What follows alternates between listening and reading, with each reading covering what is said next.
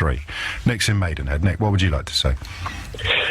James, I don't think that Boris's motivation was to attack Muslim women. I think what he was doing was to attack the suppression of women in certain old-fashioned, shall we say, aspects of a particular religion, of his... Why didn't he write about the garment then instead of the women? It's really easy. Here is a face covering that looks like a letterbox. Not here is a woman who looks like a letterbox. Massive difference. I didn't actually read his article. If he wrote it like that, that does look like a mistake. But I am pretty sure that Boris is not a racist. There's nothing that I have But your basis for believing that, you've just told us, was completely false.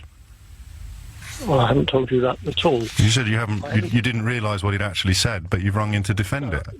No, I haven't actually read the original article, so I haven't seen the precise wording, but I believe that Boris's... It is absolutely ridiculous that people should choose to go around looking like letterboxes. I think that's pretty clearly an attack on people. I think it's pretty clearly an attack on what they are wearing and why they are wearing it. Okay, I think that it is absolutely ridiculous that people should walk around wearing a garment that looks like a letterbox. Not a person looking like a letterbox, a person looking like a bank robber. It's pretty clear, mate, that he is comparing these women...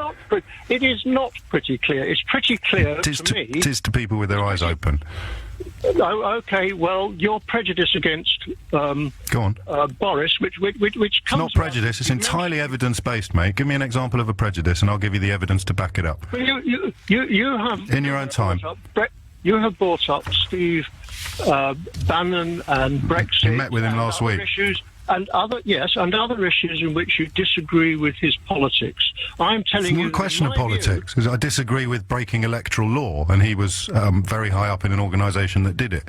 I disagree with fascism and racism. Steve Bannon tells people they should wear the accusation of racism with pride. Boris Johnson considers him to be suitable company. I disagree with comparing human beings who've committed no crime to criminals, or indeed to inanimate objects like letterboxes. Boris Johnson has done it. You've rung in to defend him, and the first words that came out of your mouth was that you hadn't read the words that you've rung in to defend. This is embarrassing for both of us now.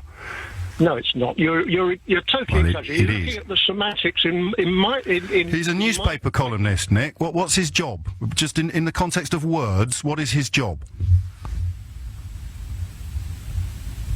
He's a columnist. You're looking at the semantics. You just use semantics as a negative. What's his job with words as a newspaper columnist?